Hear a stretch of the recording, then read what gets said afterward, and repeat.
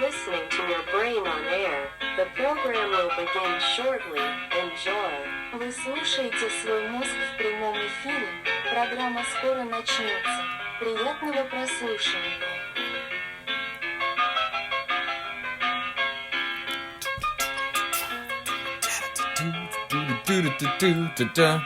Good afternoon, everyone. Welcome back to Your Brain on Air. I'm your host, Ollie Vogt Larson.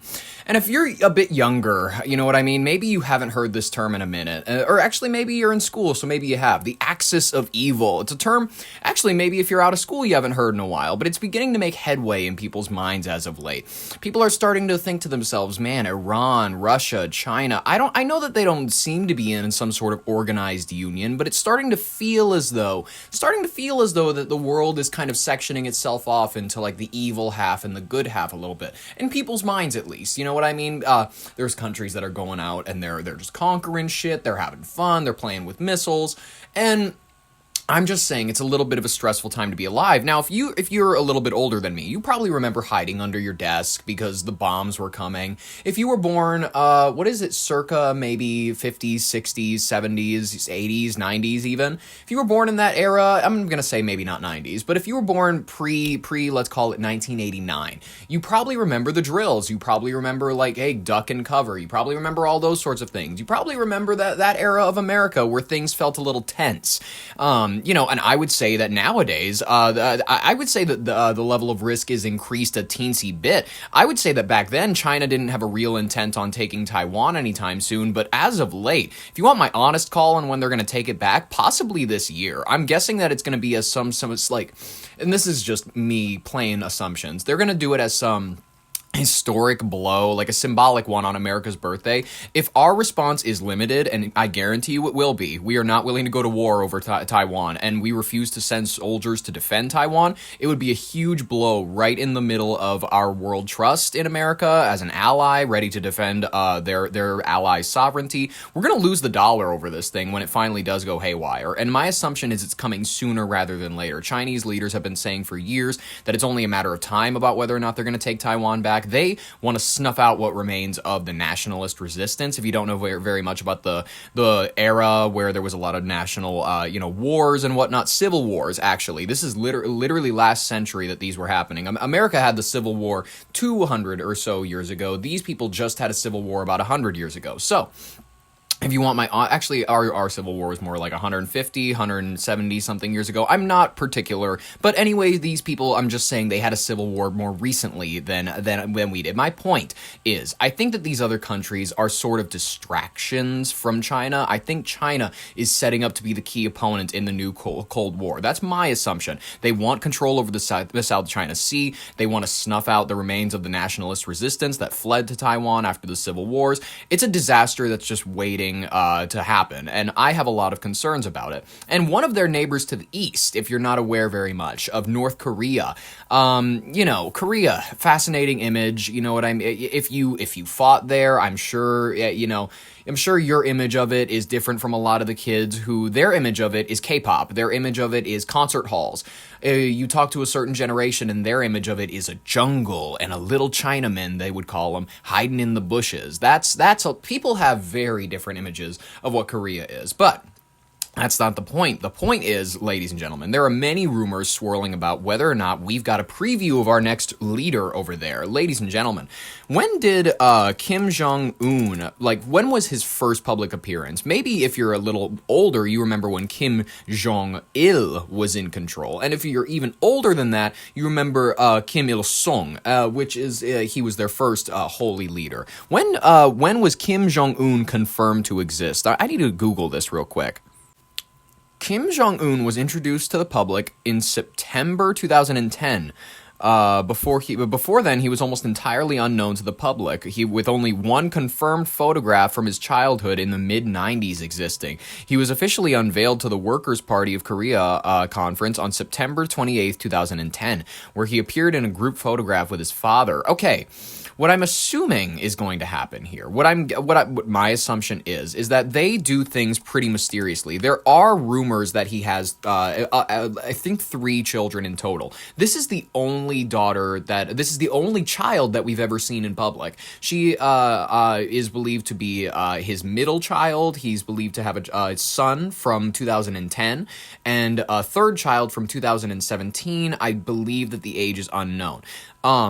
But when it comes to his father, Kim Jong-il, many people remember him for the longest time. Kim Jong-il, he was the North Korean politician and dictator who was the second supreme leader of North Korea from the death of his father Kim Il-sung in 1994 until his own death in 2011. Posthumously, Kim Jong-il was declared the eternal leader of the Workers' Party of Korea, but he was a figure that I'm sure many people of a certain generation remember. Team America, he was the main villain, he was the funniest part of that movie, and I was expecting them to do Team America 2 at a certain point, making fun of Kim Jong Un. That was like, it would have been ripe, you know what I mean? That would have been good for content. Anyways, what my assumption is that this girl, she could be the center stage of North Korea for the next 30 years. I don't know. She looks young. But what I'm trying to say is I think that his son, more likely than not, the one that has never even been confirmed to have existed, but is born about 7 or so years after me. He's still like, I think he is 16 years old as of this reporting, because he was born in 2010. So I believe there is a potential that this kid could be the heir that people are talking about being the actual successor. Let's address some of the rumors and the actual information we have about his known children in our first story, ladies and gentlemen. Let's begin. Go. Kim Jong-un's daughter is center stage at North Korea's military parade. Rumors are all over the place about her being the father's chosen successor. She has had a high-profile appearance, if you don't know, the teenage daughter of Kim Jong-un during a major military event in Pyongyang. It took place Wednesday night, February 25th, 26th, as part of a nighttime parade, marking the conclusion of the ruling Workers' Party of North Korea's 9th Congress, the country's biggest political gathering in years. State media shows photographs of the girl, widely believed to be named Kim Ju-ae. I'll spell it for you. Kim, that's easy. Ju, not Jew, J-U, and then it's a space, and then A-E. It's A-E, that's it. And thought to be around 13 years old, standing prominently beside her father and on the reviewing stand in Kim Il-sung Square. Very, very fascinating. Kim Jong-ae is dressed in a matching black leather jacket with her father, a signature style he's often worn at public events.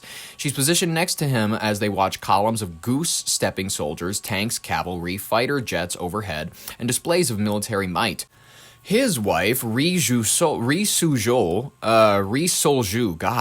is seated behind them. It wasn't her first public outing that she's had. She's appeared with her father at missile tests, New Year's Eve events, and even at a parade in Beijing, fascinatingly enough. Her at the center of it, including walking the red carpet, receiving salutes from top officials, stood out as particularly symbolic. In a tightly controlled North Korean system, a lot of rumors about her being the chosen successor have intensified in recent months. South Korea's National Intelligence Service has assessed that she's moved beyond initial grooming and is now effectively designated as heir apparent. I'm not sure as to whether or not they are right about this. They have been wrong about things in the past. Signs that she's even weighing in on policy matters. She's 13. What are we talking about? Anyways, analysts point to these repeated high visibility appearances as deliberate signs to the North Korean public and elite that she could become the fourth generation of the Kim dynasty to lead.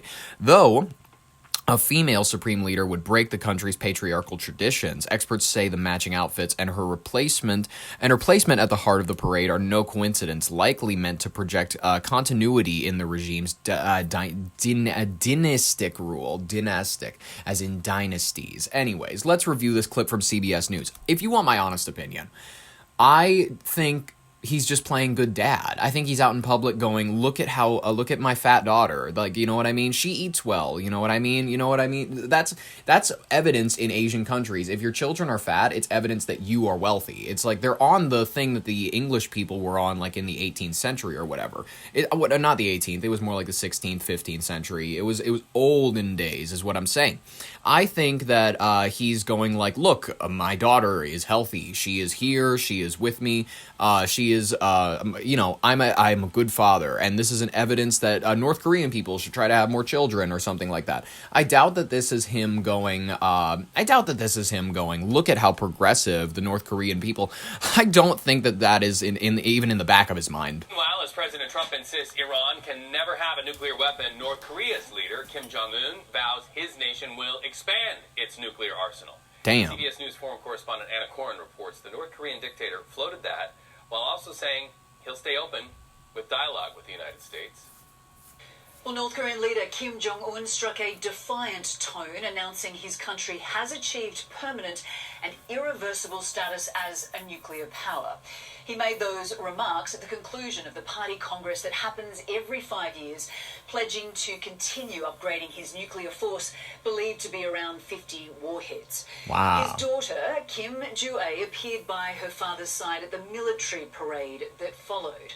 Well, North Korea's nuclear arsenal was interestingly... But can we just address, they in their leather jackets, oh my God, they look sleek. They look good. Like, he's overweight. She looks like she actually, she doesn't look fat. She looked fat when she was younger, but it looks like she's actually gotten her metabolism a bit under control. The last photo that I saw of her, she looked a little heavier. But anyways, so I actually retract my comment. She actually looks very nice. But anyways, she looks like she has a good metabolism now. But her father, the cheese eater, the guy who's been known for literally shipping in piles of Swiss cheese, he very evidently, maybe he's going like, my daughter's in control of herself in comparison to, she is a symbol for all North Korean peoples, that maybe being fat is not a symbol of wealth. Maybe that's what they're on. Maybe that's it. I don't know. Not on display. Father and daughter were wearing matching black leather jackets, and her presence will only fuel further speculation that the teenager, believed to be around 13 years of age, is being groomed for leadership. She was, however, not present at the party congress, nor was she mentioned, which analysts were keeping an eye out for. Kim criticised the US for its, quote, thuggish and hegemonic practices, and that the possession of nuclear weapons is the only means to put an end to imperialist ambitions of aggression. Well, he went on to say, we will fully prepare for confrontation with the US. But he also kept the door open for talks if, quote, the US respects our current status and withdraws its hostile policy towards North Korea. Kim said, if that happens, then we have no reason not to maintain good relations with the US. Well, look how friendly that is. Consistent with what he has said in the past. How sweet. Kim met President Trump 3 times during his first term. We have a clip from that. Some analysts are wondering, we'll play it. His comments provide an opening for further talks, perhaps as early as April, when as early as April. How fun. Here we go. It's Kim. We have a clip, 6 years old at this point. Can you believe that he met with Kim Jong Un? It feels like yesterday. I remember I was in school watching a clip of this, and I was like, damn, this is crazy. We're making moves with North Korea. How insane. And then, you know what I mean? It's 6 years have flown by. Kim Jong Un answers a question from a foreign journalist for the first time, according to The Guardian. Let's listen.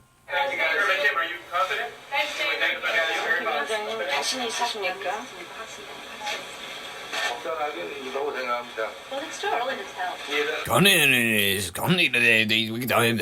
I love his accent. It's so, not even his accent. I love his language and I love his voice. It's so gruff. He sounds like he drinks a lot. You know how some people, when they drink, their vocal cords eventually start to show it, where they just, they have to clear their throat every now and then and whatnot. And it's like, oof, man, maybe give it a rest. It's like, I've met some people where it's like long-term alcoholics. You know what I mean? Late-term alcoholics. I worked with one, and it was sad. It was a sad situation where it's just like body decaying, vocal cords, worse than a smoker. That's how Kim Jong Un. Apparently, he's a big drinker, and by the way, his redness around the face and whatnot kind of shows it. Anyways, let's play the clip. Well, it's too early to tell. But I wouldn't say that I'm pessimistic.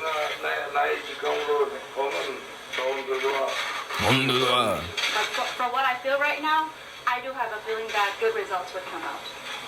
I do have a feeling that good results will come out. Thank you very much. He looks so satisfied with himself. Listen, I don't know if it's because I was an Obama era kid.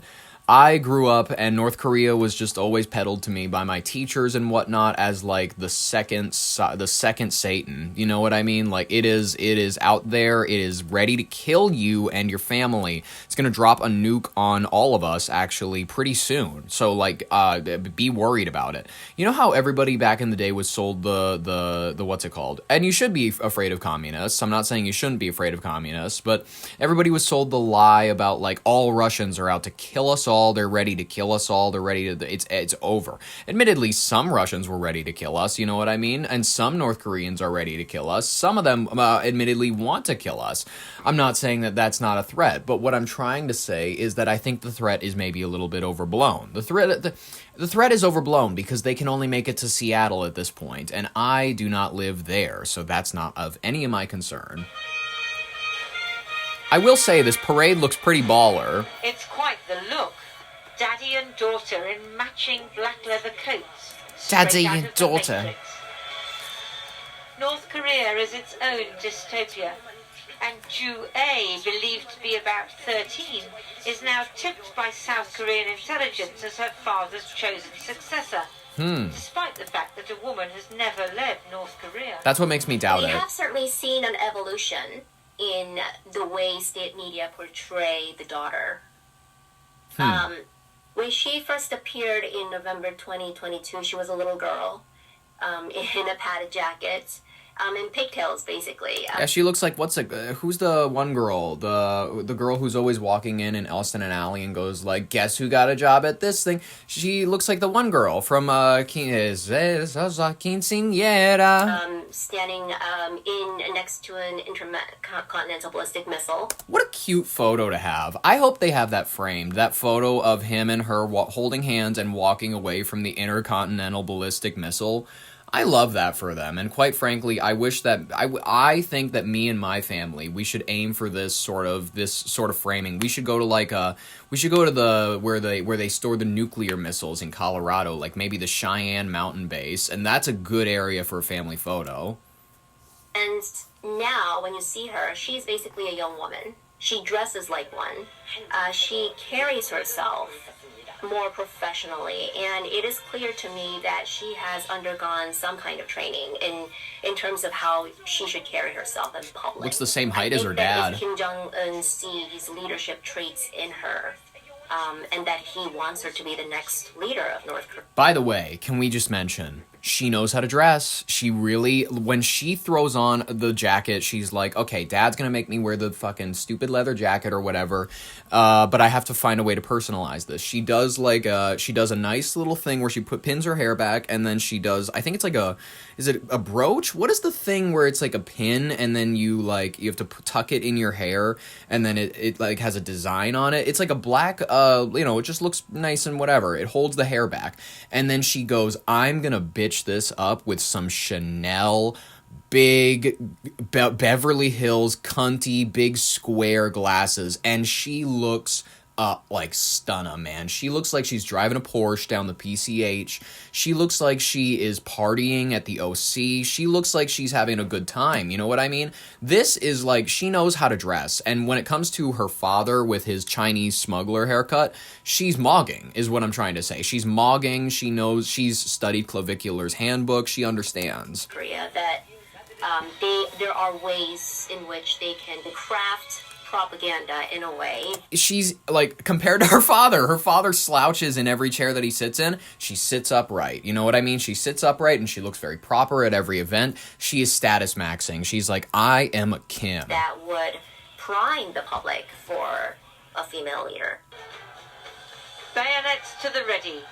The military parade that marked the end of the quinquennial Workers' Party Congress featured the best goose steppers that the nation could find. Skis for winter warfare to fend off the enemy threat from South Korea, Japan, or the American imperialists, as the US is generally known. When the Supreme Leader salutes, you'd better do the same, and quickly. North Korea has sent soldiers to fight for Russia in the war against Ukraine, and feels it now has Russian protection. Dude, also, can we just talk about how he's learned to Mog a little bit? Like, Kim Jong Un has learned to Mog, like, a tiny bit. Okay, can I explain? Can I explain before everybody gets mad at me? Let me talk, all right? Let me talk. He has learned from Donald Trump's handbook, the putting up the little thumbs up and then sticking your lips out like, yep, and then he, like, shakes his thumbs up, and then he, like, nods his head a little bit. He learned how to status Mog. He learned, and by the way, he learned how to sit from Donald Trump, where when he's reading something, like a speech or whatever, on his desk in the parliament that they have, not the parliament, it's not the people's parliament or anything, but whatever, in that, he sits with his arms crossed, and he reads the speech like Donald Trump in the White House. He's learned how to status Mog from this guy. And the hairline, man, he's learned how to make the atrocious hairline work. He has. The Ninth Party Congress set the tone for the next 5 years. Some of the speeches may have been less than riveting, but the tone was clear. The Supreme Leader Great job, said Supreme they Leader. would expand their nuclear weapons program rather than negotiate with the Americans. What Kim Jong Un sees is a weakened U.S. leadership role on the global stage. The speech, the report from the Ninth Party Congress exudes self-confidence. Kim Jong Un at one point said, "We are at the center of a movement to build a just multipolar world." No parade in Pyongyang is complete without fireworks, but unusually there were no displays of weaponry this time. This then is the world in which the teenage Jew A is trapped, a simulated reality like the Matrix, over which one day she may preside. She seems happy. She seems happy. Don't try to tell her who she should be or who she needs to behave like, all right? Her aunt is insane, in case you don't know. If you don't know anything about the Kim family, they're my royal family. I know a lot of people, they get obsessed about, like, whatever, what's her name? Meghan Markle is up to. I know people get obsessed about whatever the royal families. This is my royal family, and they're the people who interest me, because admittedly, his sister, Kim Jong Un's sister, and the aunt of Kim Jong-un, apparently, according to insiders, she's a nut. Let's get this clip from CNN. From the powerful younger sister of the North Korean dictator, another belligerent rhetorical attack on the U.S. Quote, "The U.S. is a group of gangsters. The U.S. is openly revealing its inveterate hostility toward the DPRK." Those words from Kim Yo-jong, responding to the open concern from the White House over a failed North Korean satellite launch this week. The Supreme Leader's sister reprising her role as the bad cop of the regime. Yeah. Kim Yo-jong is to a certain degree the dragon lady for the North Korean regime. The dragon lady. There's a certain point where we have to think of hers, I think, slightly more hawkish than her brother. Kim Yo-jong, believed to be in her mid-30s, has seen her power and influence rise exponentially over the past few years. Analysts say she's a gatekeeper for her brother to North Korean elites, a key advisor on policy, someone he trusts more than just about anyone else. Wow. Realistically, she is the second most powerful person in the country. But recently, another prominent female figure has publicly emerged. A young daughter, believed to be named Kim Jong-un, thought to be around 9 or 10 years old. We first heard of her existence. This was a when few years former ago. American basketball star Dennis Rodman said he'd held her in his arms as a baby. What a story. Kim Jong-un, future leader potentially of North Korea, was held by Dennis Rodman on one of his trips to North Korea. God love us. God love us. During one of his trips to North Korea about a decade ago. Since November, Kim Jong-un has appeared at military parades with her father, at missile launches, and was with him in recent days when he inspected the satellite that the regime just tried to launch. Why has she been rolled out so often recently? Kim Jong-un happens to be the best secret weapon that Pyongyang has right now. Because Chairman Kim Jong-un has been afraid of losing the world's attention. But beyond the propaganda, analysts say it's possible that Kim could be grooming his young daughter as his heir apparent. It's hard to imagine why he would be doing this unless there was a reason behind it. Now, part of it is he could be trying to show a softer face to the leadership and to the people. But it seems to be more than that. Some analysts say in the future, given the notorious history of palace intrigue in Pyongyang, it's possible that Kim Jong-un and Kim Yo-jong could develop a serious rivalry for influence over the Supreme Leader. I think it's very real possibility. There have been rivalries throughout the history of the Kim family and North Korea itself. One caveat, South Korean intelligence recently said Kim Jong Un has a son, older than Kim Jong-un, not yet seen in public, and there's speculation he could be the successor. It's my assumption. If there is an older son, why hasn't he been unveiled yet as an heir apparent? Well, that would be in line with their history, actually, because Kim Jong Un was not revealed until about a year before his father's death and when he assumed power. So let's talk about the fact that it is very likely that up until Kim Jong Un starts showing signs of aging, like real signs of, terminal decline, which at this point, we don't know when that would be because his health doesn't appear to be the greatest, you know what I mean? He's overweight, he drinks too much, he eats a lot, and according to South Korean intelligence, even his doctors are saying that he doesn't take good care of himself behind the scenes. He doesn't have his father's smoking habit, apparently, which is great. So besides that, it would be keeping in line with the country's history if they didn't actually unveil him until he were to become an actual contender for leadership about a year, maybe two before his father's actual death, just like how he was unveiled in 2010 and then his father died in 2011.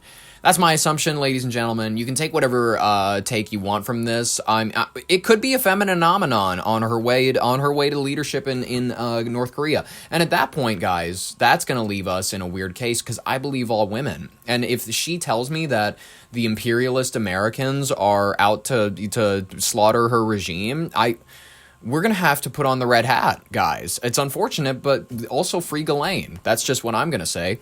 Ladies and gentlemen, we should actually, in the words of Believing All Women, we should hop on over to our next story because it involves a very famous woman who I happen to believe a lot, Hillary Rodham Clinton, speaking out after her testimony on Capitol Hill yesterday, ladies and gentlemen.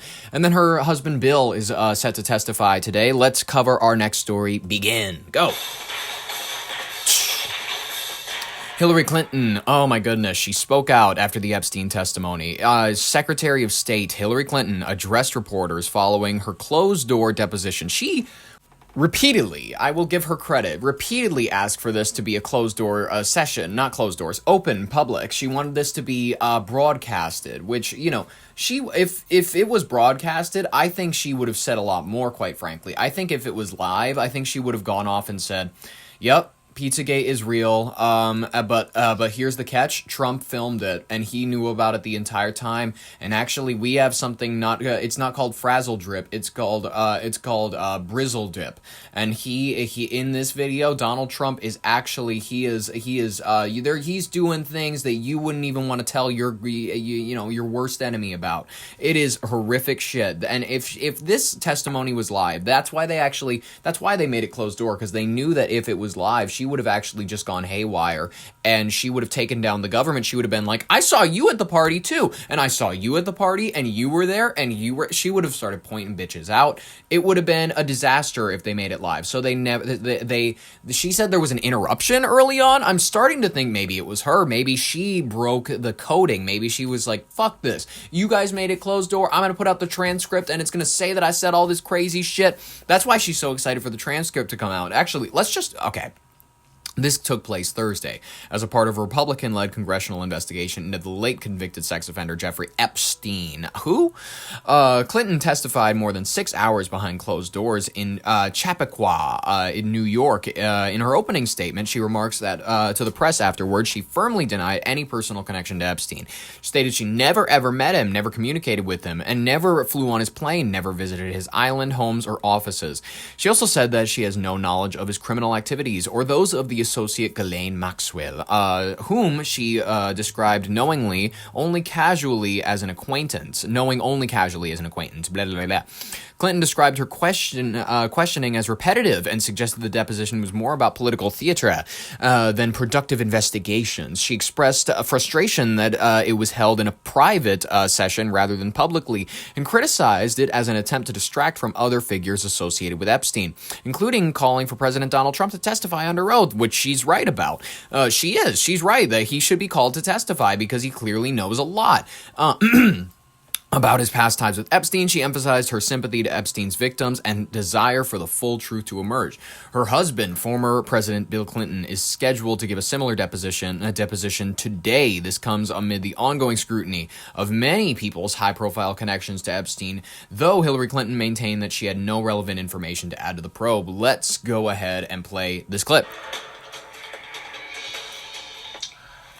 We're going to take you now to Chappaqua, New York, where Chappaqua. Hillary Clinton is speaking about her deposition. All right, let's talk about it. Let's address it. She has clearly not had her dose of adrenochrome. The eye bags are here. They're intense. The turkey gizzard throat, I understand that it's like people don't have control over it at a certain age, but she... And what is the blazer? What is the blazer? She has like these flipped up lapels and like a blue normal shirt underneath, and like what did she come here dressed as? I don't understand. She looks like Paddington Bear in this. And then, by the way, what is the haircut? I'm not trying to pick apart the appearance. I'm not trying to do whatever, but she's an icon. She's like an icon of the 90s. She's a bad bitch. She's a symbol of women. You know what I mean? She is like an iconic figure. I want her to look her best when she shows up and gives testimony about allegedly knowing a sex offender. Let's just address it. She clearly hasn't had, anything, any adrenochrome as of late, because as QAnon would word it, the youth is beginning to drain from her. The youth she stole from the babies, apparently, is now beginning to drain. Lawmakers earlier today. Let's take a listen. As fully as I could, based on what I knew, and what I knew is what I said in my statement. Statement. I never met Jeffrey Epstein, never had any connection or communication with him. I knew Ghislaine Maxwell casually, as an acquaintance. I knew her casually. When they asked me, I did my very best to respond. It was disappointing that they refused to hold a public hearing, so I wouldn't have to be out here characterizing it for you. You could have seen it for yourself. Agreed. We had asked for that. We think it would have been better for the committee Might have. and its efforts to gather whatever information they are seeking. Happens, right? We had a bit of a challenge in the beginning because we had agreed upon rules based on the fact it was going to be a closed hearing at their demand. Yeah, what happened? And one of the members violated that rule, which was very upsetting because... Sneak a GoPro in? ...suggested that they might violate other of our agreements. So what were your agreements? No questions about the shit that I've done. Had to cease the hearing for a period of time until we could get assurances that no rules would be broken going forward, and we returned to answer questions repetitively, literally over and over again. I don't know how many times I had to say I did not know Jeffrey Epstein. They got to make sure. I never went to his island. I never went to his homes. I never went to his offices. Given how familiar, we'll use that term, your husband was, it's not uncommon for people to ask, hey, your husband flew with him a lot. He hung out with him a lot. He had him to the White House, more than once. We should address the fact that maybe you knew him. Maybe you saw him. Maybe, and she's going, it's crazy you would even ask. So it's on the record numerous times.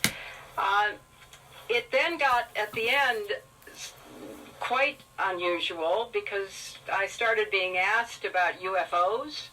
What do you know? And a series of questions about Pizzagate. What do you know? One of the most vile, bogus conspiracy theories that was propagated on the internet. What's the evidence that it's bogus?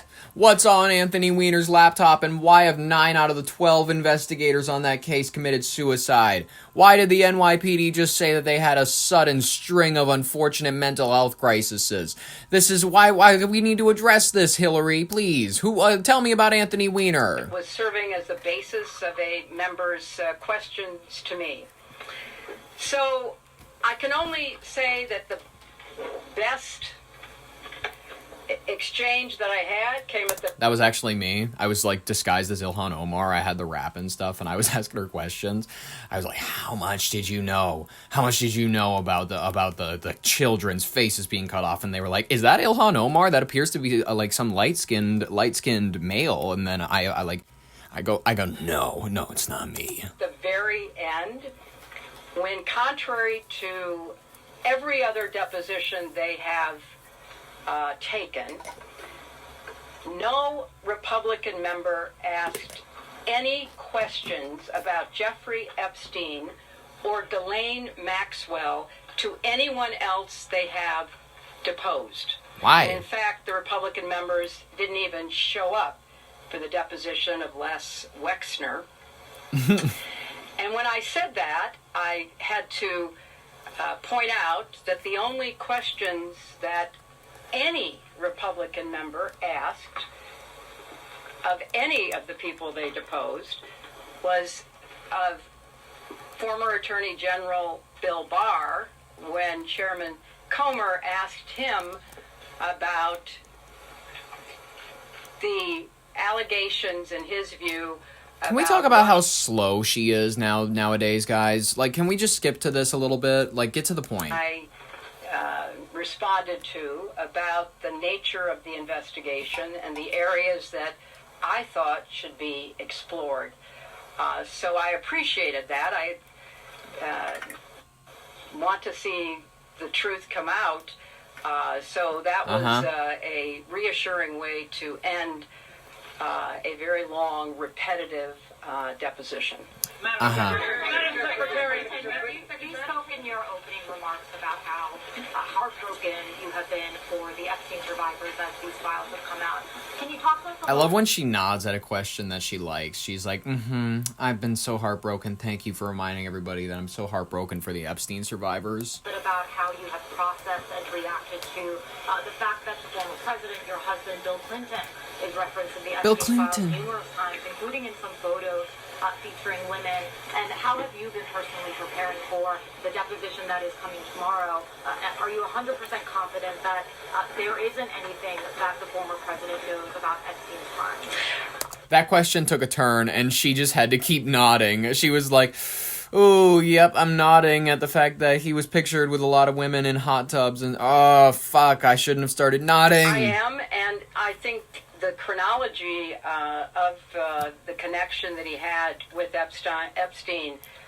Epstein. I love when people drop the really Jewy pronunciation, Epstein. Ended several years before anything about Epstein's criminal activities came to light, and that he was charged and sadly given a sweetheart deal, which, as I said in my statement, had that not happened, perhaps his predatory behavior could have been stopped earlier. Perhaps. But I think it is fair to say that the vast majority of people who had contact with him before his criminal pleas in 2008 were like most people. They did not know what he was doing. And I think that that is exactly what my husband will testify to tomorrow. We just liked hanging out for the big owl statues. Do you believe this was a fair hearing, and do you still want to testify publicly, even though you gave this deposition? Oh, I'm not going to do it again. Well, I'm not going to do it again. They had a chance to do it in public, and I wish they had done it in public. And I think they're making the wrong decision, avoiding doing it in public. I thought it was very repetitive. I thought that they asked literally the same questions over and over again, which didn't seem to me to be very productive. And then, as I said toward the end, there were other questions that were totally off subject. So if they are going to fulfill their responsibilities to literally investigate the investigations, which is what they originally said was the scope of their work, Investigate the investigations. Spent the day more productively. Can I ask, James Matthews from Sky News, can I ask, why was Ghislaine Maxwell invited to your daughter Chelsea Clinton's wedding? Why was Ghislaine Maxwell, in case you can't understand his accent, why was Ghislaine Maxwell invited to your daughter Chelsea's wedding? In 2010. 2010. You mentioned in a civil lawsuit by Virginia Giuffre before that, Jeffrey Epstein had already been convicted before that. She came as the plus one, the guest of someone who was invited. Thank you all. Thank you all. She calls it. I love that she calls it. She's like, all right, we're done. I love you guys, but it's been over since 2016 between me and you, as in me and the public. I haven't given a shit about you guys since then. All right, love you. I'll talk to you later. And then she's like, oh, after I write a book. And then she takes off. She literally walks off, which is chill. That's all right. It's not... Listen, her husband is the person who needs to respond to his actions, not her. I respect that. I respect her entirely, actually, for testifying before him. She actually had to show him up by going first. Now, as we're going to cover in the rapid fire section, Clinton is going to testify tomorrow, today actually. What am I even saying? We'll cover it, when we get a statement from him, but in the meantime, we don't actually have anything else on this story. So, love you, Hillary Rodham Clinton. If you're interested in image rehabilitation, privately DM us. We will be happy to respond. That's about it, ladies and gentlemen. Let's begin the rapid fire section of today's headlines. A lot of stuff that you need to know about. Keep your media diet healthy. I can't dedicate 3 to 4 paragraphs or 10 minutes to a bunch of other stuff. You know what I mean? I can't dedicate that much time to everything. So we're just going to run through the biggest stuff that you need to know about. Clinton, like we said, is going to testify. Former U.S. President Bill Clinton is testifying before the House committee investigating connections to Jeffrey Epstein following days of testimony by Hillary Clinton calling the probe a partisan fishing expedition. The politically charged hearings are deepening divisions in Washington and could have ramifications for both parties heading into future election cycles. Imagine what's going to happen when the Democrats can call whoever they want into the playground, you know what I mean, to answer whatever questions they want. Pakistan declares open war with the Taliban-led government in Afghanistan. Escalating violence along the Pakistan-Afghanistan border has reached a brand new peak, with both sides claiming major casualties. Pakistan has conducted airstrikes across multiple Afghan cities, marking one of the most significant regional military escalations in years. And quite frankly, I think it's none of our business. I think it's none of our business, and I'm gonna try to keep kids in Missouri from dying in Rafah. That's my interest. Never mind. Let me remind myself on my geography. Rafah. Yes, it's a city in Egypt. Fuck. I'll get it right next time. Whatever. Never mind. It's in the Gaza Strip. Yes, it's in the Middle East. Close enough. I get it. I'll get it one day. It was in my mind, and you have to forgive me. I took a yard hit right before I started recording this. U.S. First Lady to preside over the UN Security Council meeting in a first for U.S. political history. Melania Trump will preside over the United Nations Security Council session on children, technology, and education in conflict. What? Symbolic, the move plays into major border diplomatic strategies and criticism of the U.S.-UN financial tensions and global engagement. That's going to be really fun for her to have, it's going to be a fun project for her. I always love making fun, and this is one of my favorite jokes from the first administration, but and I had someone who said this to me. It was for the funniest thing. They went, you can tell it was just written by an immigrant. The campaign was called Be Best, and then it's just her with her Slovenian cunt face staring at the camera. That was one of my favorite remarks anybody had ever made about her, and it's stuck in my head ever since then. Anyways, next story. 12-year-old has posted a manifesto with plans for a mass shooting, and the cops have arrested him. A Florida student, of course. A 12-year-old Florida student was arrested after they posted an online manifesto detailing a plan to carry out a mass shooting at a middle school, authorities said. The posting described at length the plan to carry out the shooting at Southwestern Middle School in DeLand over bullying. Volusia County Sheriff's Office revealed this on Monday. Video released by the Sheriff's Office showed the arrest of the 12-year-old for making written threats to kill and misuse of a two-way communications device. Fun. Very fun for him. Speaking of guns, there's a gun ban for marijuana users that's getting a Supreme Court review, according to ABC News. Devin Dwyer, he's reporting on the Supreme Court case that's going to decide whether or not there should be a carve-out of federal law that would give medical marijuana card holders the right to bear arms. Curious. Now, actually, I would love to mark on this. I've been seeing a lot of people who smoke weed as of late getting really, like, ever since weed has become legal in Minnesota, ever since it's become legal all over the Midwest, you start to see people who were just alcoholics in the past, you know what I mean? Just alkies, because that was all that this state ever had. But then, once they got their hands on weed, they started getting the paranoid types. They started turning into libertarians. When they were at first socialists, they, like, where, you know, medicine and whatnot should be shared. We have the Mayo Clinic. We believe in helping the homeless and whatnot. Minnesotans started turning, once they started smoking weed and whatnot, in their backyards, in their garages, everywhere, Minnesotans got a taste of the weed and started going, oh man, I should really buy a fucking gun. Things are getting fucking nuts in this world. Like, marijuana really starts making you think about that sort of stuff. It starts making you think about how to protect yourself as a person and whatnot. And honestly, ever since then, it's made me think about the fact that maybe marijuana users, maybe we don't deserve guns. Because quite frankly, a lot of us, there's some of us where if you smoke too much of it, you could have a break. You could have a moment where you go, all right, it is civil war. It's time. Whether or not that's just exclusive to marijuana, I don't think. Marijuana, we have to admit, does induce levels of paranoia. I'm literally smoking it right now, but we have to admit that it does induce levels of paranoia in certain individuals. And according to certain studies, it can induce schizophrenic breaks in certain people. Induce, as in, like, maybe this person would have had it later in life, maybe not. We don't really know. There's no way of really predicting it. But we do have evidence that it can be damaging, especially to certain groups, people who cannot handle it. All the evidence is there, and we have to be honest. We have to be honest users of a substance. Otherwise, you're just a dipshit. You're a junkie. You're no better than Kurt Cobain.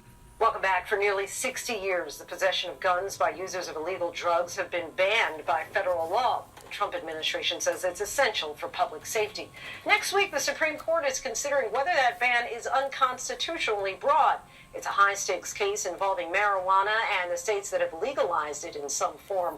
Our Devin Dwyer has a closer look at the case and growing debate over whether cannabis should get a carve-out in gun law. Sure. Why not? Give them guns. In the foothills of Pennsylvania's Allegheny Mountains, oil and forestry are big business, Donald Trump is big politics, and for hunters like Rob Green, guns are a big part of local culture. If you don't support the Second Amendment in Warren County, you probably should leave.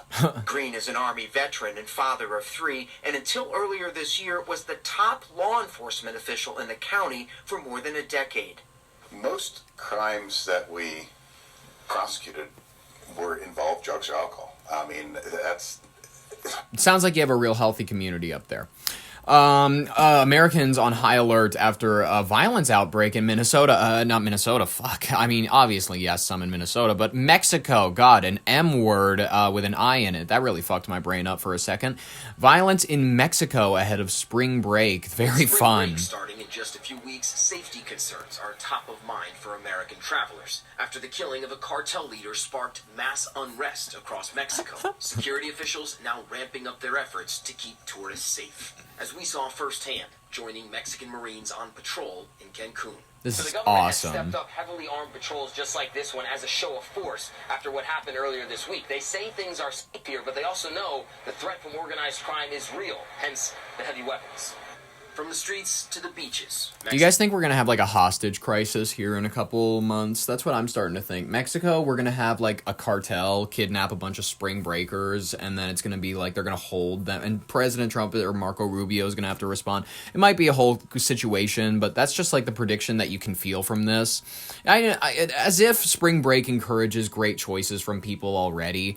My favorite spring break song that I love to bust out every year is Spring Break Anthem from The Lonely Island. If you're not familiar with it, I'll leave it in the description. It's quite frankly a certified banger classic. It's inarguable. We also, in the description, will have a police video showing Vince McMahon crashing a car at 100 miles per hour in Connecticut. He's my favorite person. I love Vince McMahon so much. People say he's a bully. People say that he treats people poorly. People say that he's an asshole. People say that he is responsible for what Chris Benoit did to his family. Listen, whether or not any of this is true, I cannot confirm for you, but what I can confirm for you is that this dash cam footage is hilarious. I'll play you a bit so that you can just get the audio reference.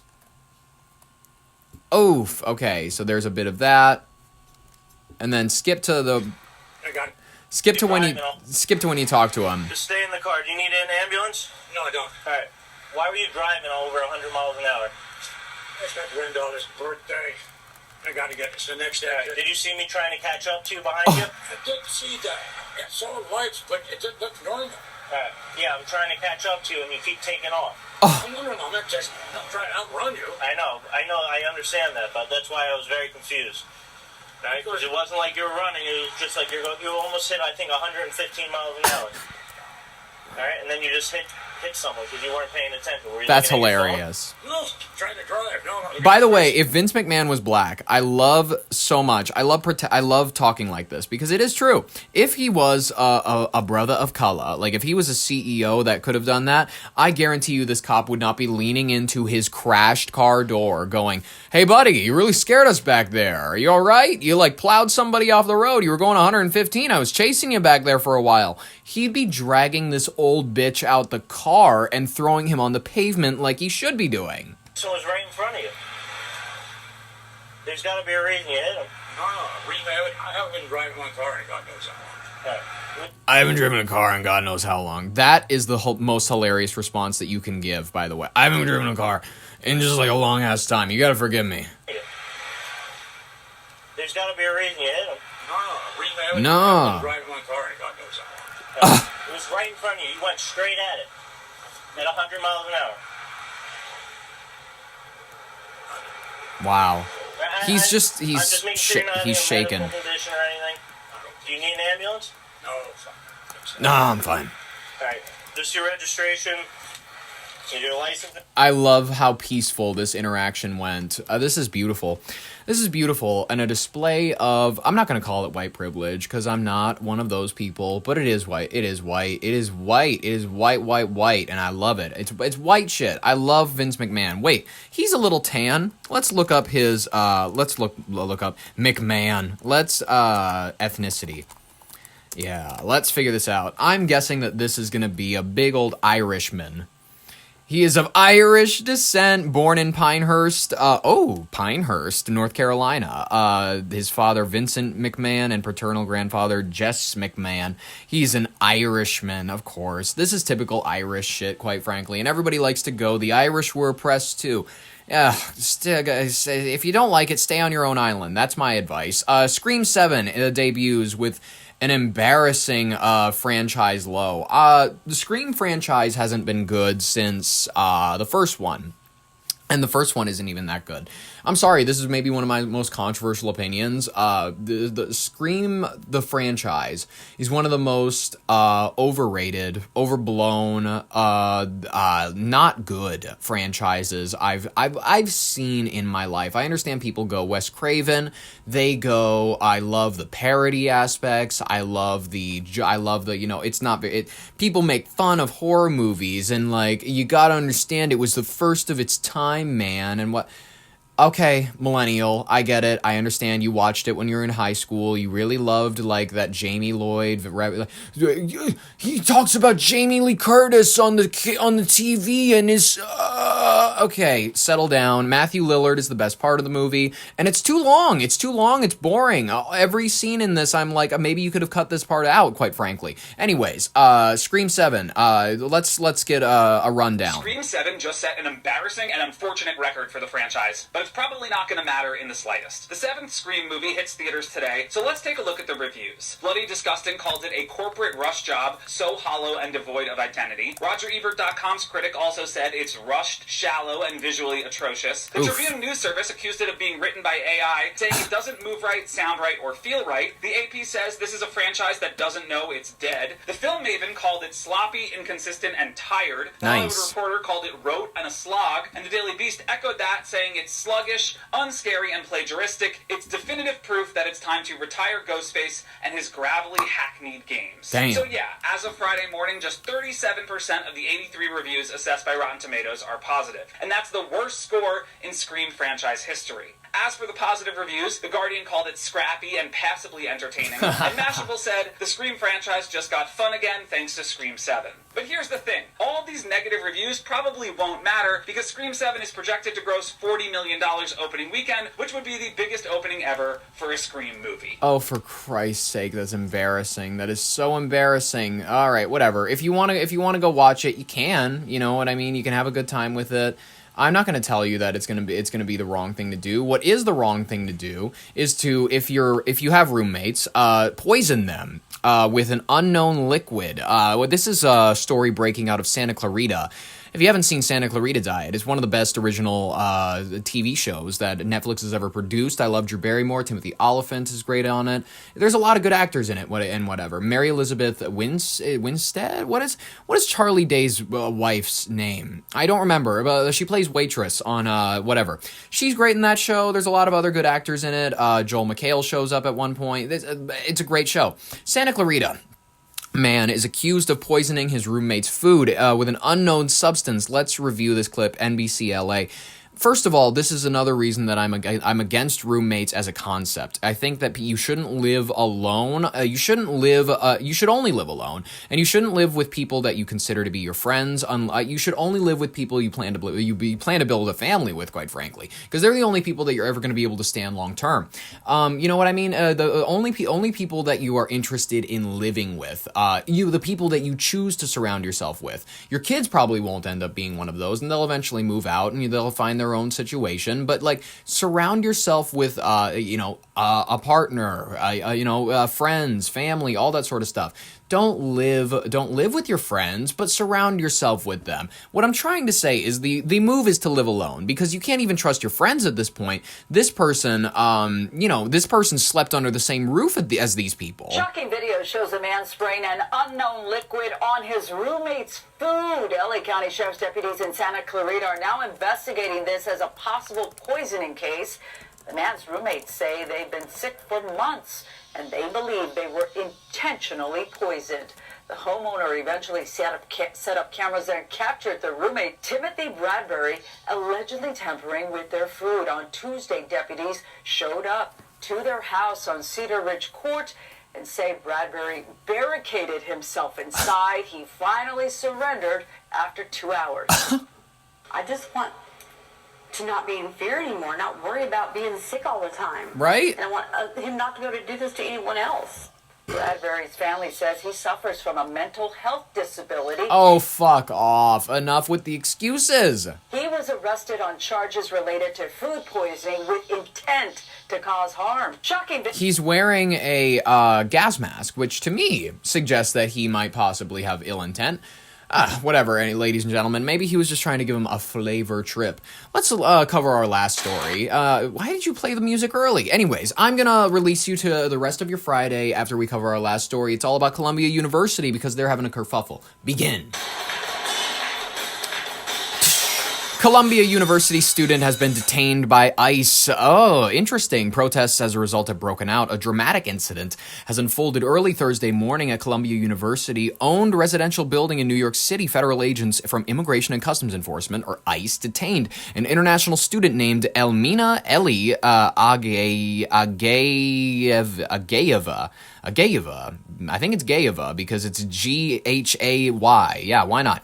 A senior from Azerbaijan. Yo, Azerbaijan Technologies, studying neuroscience and political science. You cannot be detaining Azerbaijan Technology graduates. Get your Azerbaijan Technologies hoodie at childrenofcon.com. The agents entered the building around 6:30 a.m. by allegedly misrepresenting themselves, claiming that they were searching for a missing person or child to gain access without a warrant, according to Columbia's acting president Claire Shipman and the university's student attorneys. Let's review this footage, why don't we? ICE off campus shut it down. This morning, questions about how ICE agents gained access to a residence owned by Columbia University to detain an undergraduate student. The university saying federal agents made misrepresentations to gain entry to the building to search for a, quote, missing person. The agents gained entry by stating they were police searching for a missing child. Sure about that? They made their way to the apartment of the student. Oddly enough, I don't trust the acting president of Columbia University, Claire Shipman. Oddly enough, I don't trust, and I'm a brown-eyed supremacist. I normally trust my brown-eyed sisters. I, oddly enough, don't trust this black shirt with the collar open, gizzard neck having loser. I don't trust her. They were targeting with the same story. Voldemort knows. Security cameras captured the agents in the hallway. Lizard lips. Pictures of the alleged missing. I'm throwing out the old school ones. Lizard lips. Oh my god, she's got freaky eyebrows. I love insulting people like it's on a playground. Child. School officials said campus police intervened and demanded a warrant when the intentions of the federal agents became clear, but they say it was not provided. New York. She's ugly. She shouldn't even be talking in the first place. New York's governor slamming ICE over allegations of entering student housing without a warrant. This is an organization that is out of control. They need to be Kathy Hochul. Reorganized, retrained. Start over, because it's just not working. Just not In a working. Statement, the Department of Homeland Security says investigators verbally identified themselves and visibly wore badges around their necks, claiming they did not and would not identify themselves as NYPD. The student, Eli Agavia, a neuroscience major from Azerbaijan, was taken into custody, posting this image saying, "DHS illegally arrested me. Please help." Federal officials say the building manager and her roommate allowed officers into the apartment. Damn. The incident unfolding as New York Mayor Zoran Mamdani met with President Trump at the White House. Hell the yeah. mayor later posting that Trump informed him that Agayiva will be released imminently. Now Nice. free, Agayiva announcing her release online, saying, "I am safe and okay. Look at her. I am so sorry, but I am in complete shock over what happened." They realize that she worked for Azerbaijan Technologies and they cannot be arresting people who are going to be changing the world like that. A DHS spokesperson confirms that the student was placed in removal proceedings and released as she awaits a hearing, guys. And another topic the two discussed was the detention of a Columbia University student by federal immigration agents. Mamdani says the president called him after their meeting to say she was being released. Columbia University posted a statement on social media saying it is, quote, relieved and thrilled that our student Ellie has been released from detainment. The university also claimed she was detained under false pretenses. CBS News correspondent Tom Hansen. Listen, if she was just Azerbaijani and they pulled her in, that's a curious reason, admittedly. I have nothing against my Azerbaijani neighbors, you know what I mean? I actually love my Azerbaijani neighbors. Get your spiritually Albanian tea at childrenofcon.com. Ladies and gentlemen, I hope that they can resist blowing that up into a major riot or anything like that. I imagine they will. They're education oriented kids. You know what I mean? College kids. They're more interested in partying than they are killing each other. So. Ladies and gentlemen, it's been a fun week of broadcast. It's been a fun week of news, and I hope that next week we'll have even more fun news for us to discuss. But in the meantime, take this weekend to enjoy your Shabbat, your Sabbath, whatever it is you do, ladies and gentlemen, and I will catch you next week. Subscribe if you want more, Monday through Friday. Ring the bell if you want notifications, like if you liked it. In the meantime, this has been Ollie Vogt Larson with your Brain on Air. Thank you so very much for listening. I'll catch you next week, and bye-bye.